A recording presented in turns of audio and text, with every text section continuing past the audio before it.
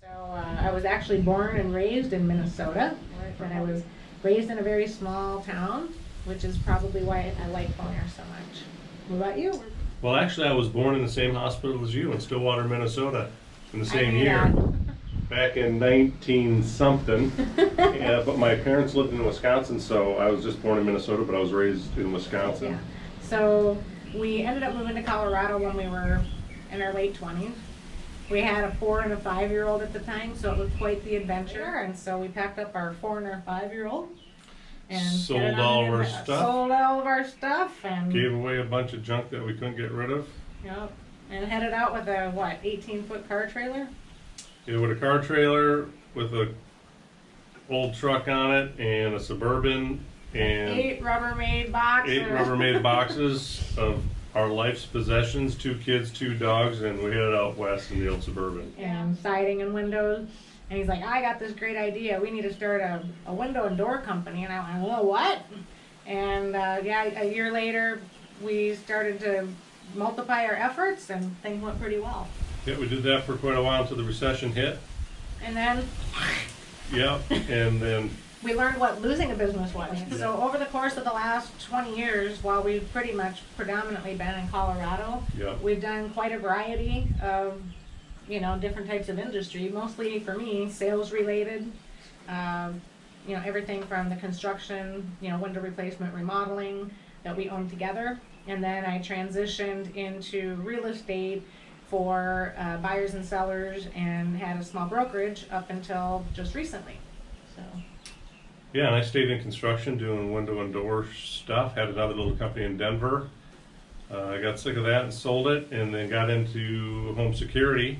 I was an installer and did some sales on the installation side, equipment side.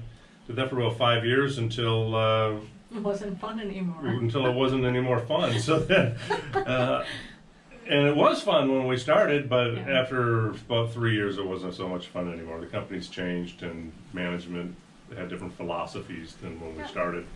So so we have 2 kids. Riley and Christian. Riley's 25, Christian's 23. They're both awesome people. They are awesome individuals. And Riley's married, and she has a daughter, and that's our granddaughter, Kira. Yep, Kira will be 5 in March. Well, people ask us all the time, what do your kids think? Well, when we told our kids that we were going to start exploring the Caribbean, because part of our story is we're like, we just really need to move away from the rat race of everything. They said, hey guys, what do you think? And I'm like, go. Yeah, go for it. Go for it. So how did we end up in Bonaire? I would say after a lot of traveling, we thought we might want to be in Asia, but we thought, you know what, let's check out the Caribbean. Maybe we can bounce around a few islands and see if there's some place that would be good for us to live. Yeah. So we kind of went with a no plan. The first plan of the no plan was to go get our MSDT with Patty, and we decided to do that down in Utila in Honduras because they got a good school there. So we completed that, and the idea was we will start there and we'll ask people around the island about any other islands that they had experience with would be great places. So that's what we did.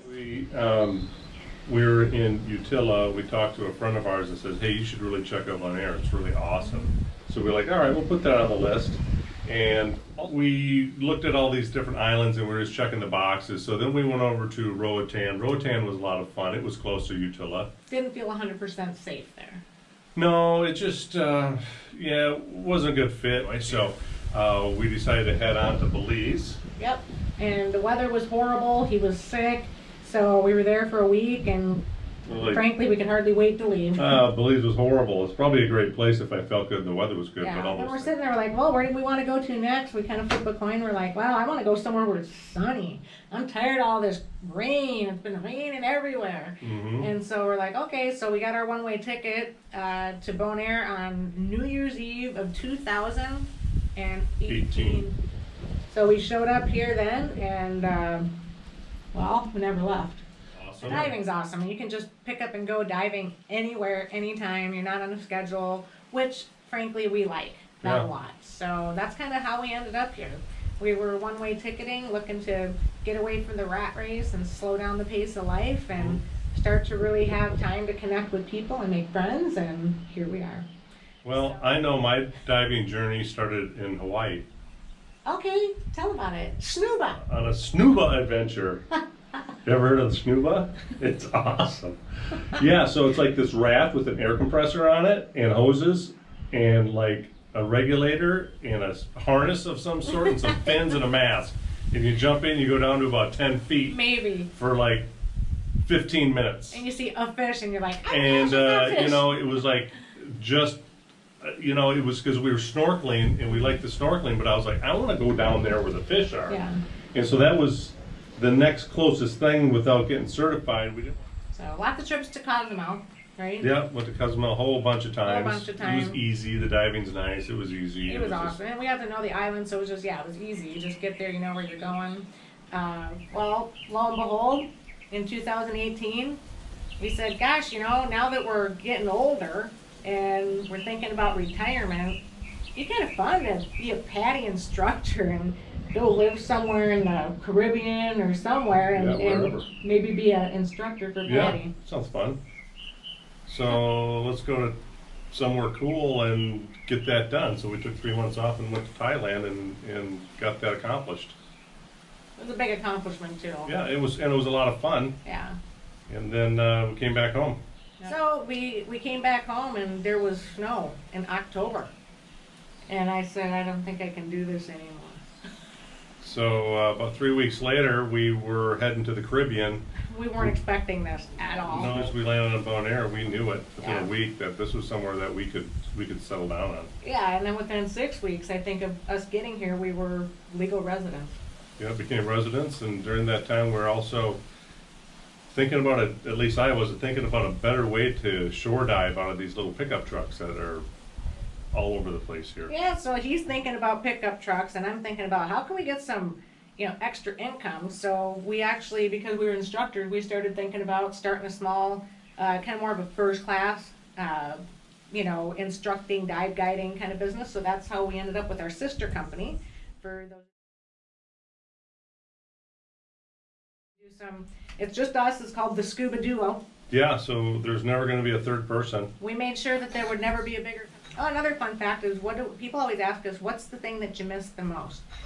For me, I mean, obviously we always miss our family, but I would say that's probably what I miss the most. Yeah. And Eric's kind of different. He doesn't care about the family. Yeah, right. He cares about Amazon.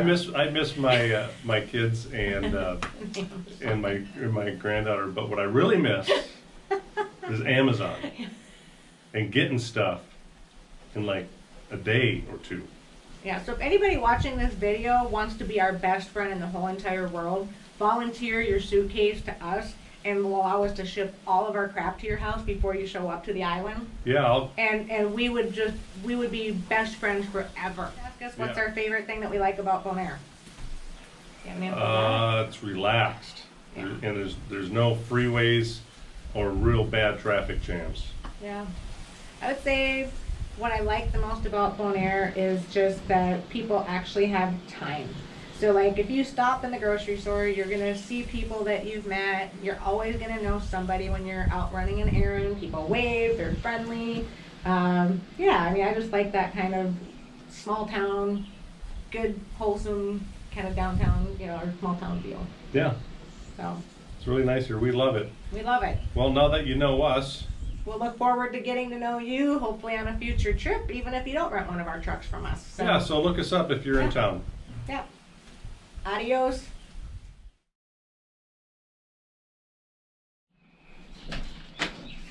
Come on. So make sure it's recording. Yeah. It's recording. You can see the timer. No. Ready? 1, 2, 3. Take 13. Take 13. All right. So a little bit about our. Wait for this dumb dog to quit barking. It's gonna be a while. I gotta kill that fly. Okay, there is a fly. So we interrupt this broadcast to kill flies. Okay. Thanks for doing it. All right. I'll make sure. All right.